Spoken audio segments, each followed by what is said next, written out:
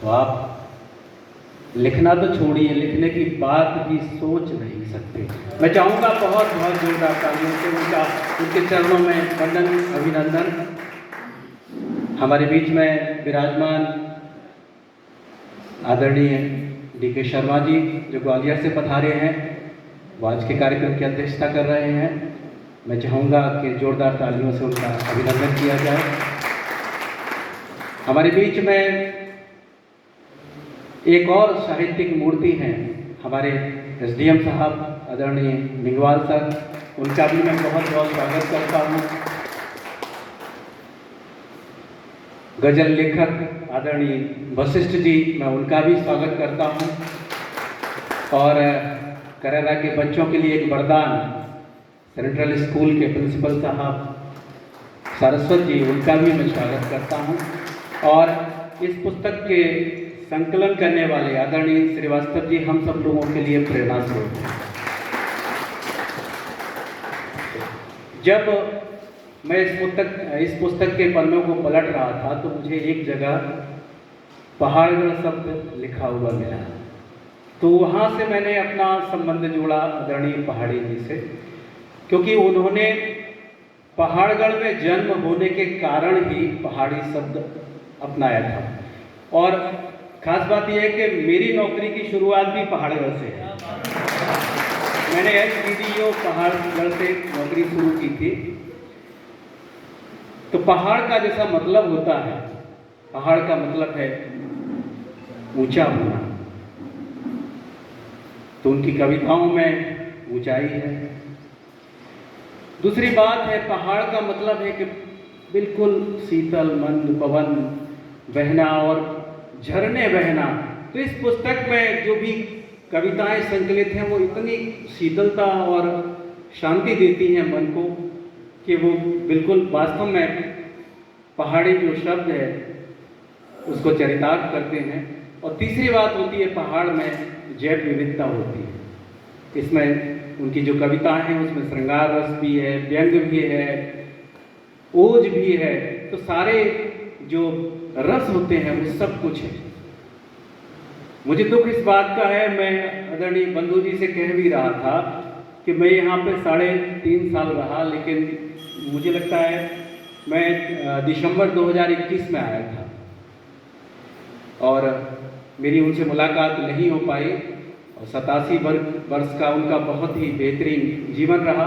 और ख़ास बात यह है कि अक्सर जो साहित्यकार होते हैं उनकी जो ख्याति होती है, उनकी जो कविताएं होती हैं, उनकी जो रचनाएं होती हैं, वो उनके देहावसान के बाद ही जनता के बीच में पहुंचती हैं और उल्लेखित की जाती हैं।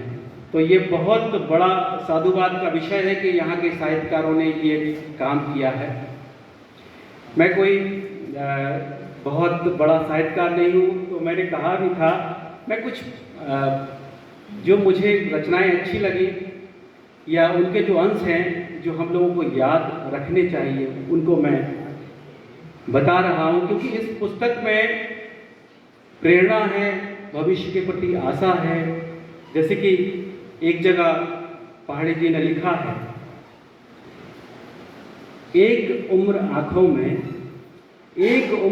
में भरती खुमारी क्यों, एक उम्र आँखों में भरती खुमारी क्यों, एक उम्र बैरागन जोग लेनदारी क्यों, सारे परिवेश आज लांग रेख बोलेंगे, सरसों तो फूल रही तेसू भी फूलेंगे।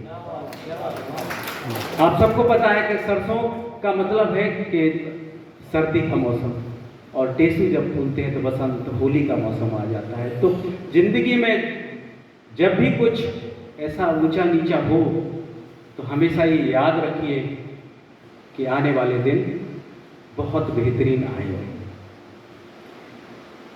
हम सब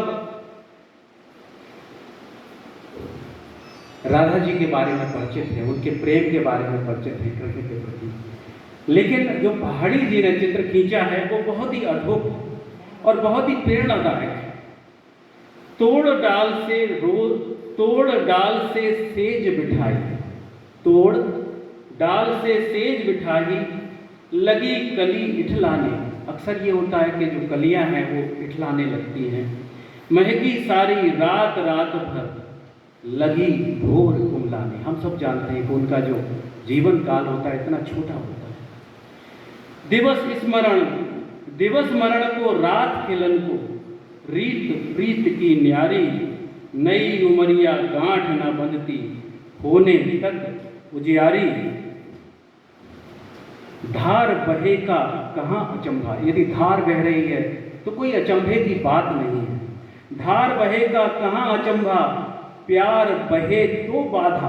प्यार बहे तो बाधा है, मान अरी ओ राधा। तो राधा को एक तरह से समझाइश दे रहे हैं। मुझे एक कविता और अच्छी लगी। हम लोग जिसे जीवन कहते हैं वो ढलता हुआ चला जाता है, जबकि सच्चाई ये है कि जीवन वर्तमान क्षण है। तो पहाड़ी जी ने लिखा है कि जीवन बीता हुआ कल है, यह मत समझो ऊपर अंधेर है। अक्सर हम लोग अपने कुछ भी करते रहते हैं और सोचते हैं कि हमें कोई नहीं देख रहा है। यह मत समझो ऊपर अंधेर है, बस सवारी आने की देर है।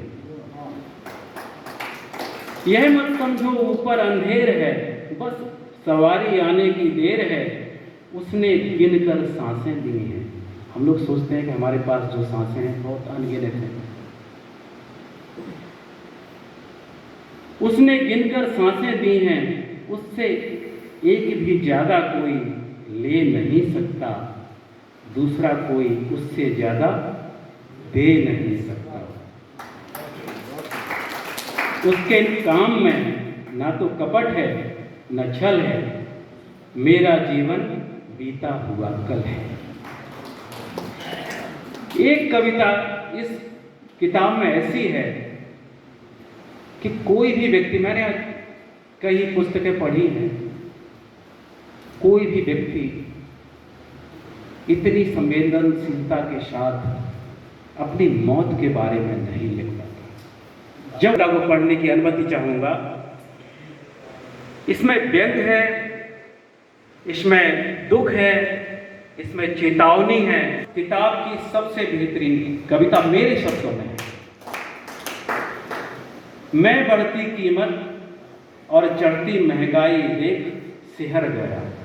मैं बढ़ती कीमत और चढ़ती महंगाई देख सिहर गया, चक्कर खाया, गिर गया और मर गया।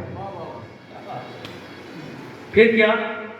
प्रकार प्रकार की श्रद्धांजलियां। अक्सर ये होता है, साहब बहुत अच्छे आदमी थे, साहब ऐसे थे, साहब वैसे थे, उनके जैसा तो कोई नहीं था। एक आध आदमी बीच में आकर के ये भी कहता, अरे साहब बहुत ही खराब आदमी थे। प्रकार प्रकार की श्रद्धांजलियां मेरे कदम चूमने लगी।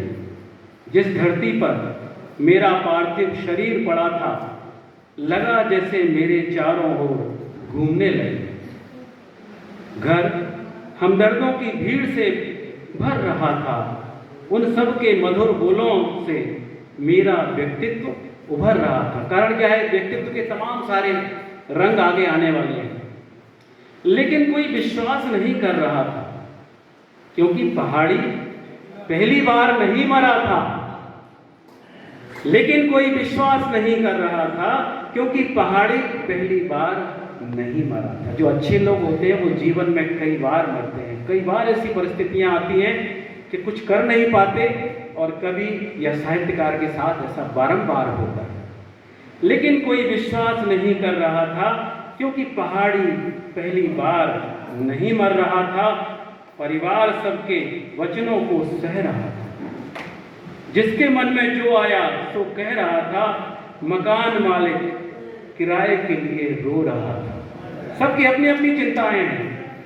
मकान मालिक किराए के लिए रो रहा था, उसकी दृष्टि में मैं गहरी नींद में सो रहा था। उसे विश्वास नहीं हो रहा था। बोले हमारा किराया देना है, इसलिए ये सो गए, और सब लोग कह रहे हैं कि मर गए। दूध वाला अपने पानी पर पानी बहा रहा था, क्योंकि दूध वाले अक्सर मैं पड़ा पड़ा नहा रहा था। कवि समुदाय हाथ मल रहा था, दर्शकों का दिल बहल रहा था। शरारती मेरी प्रतिभा को बढ़ा रहे थे।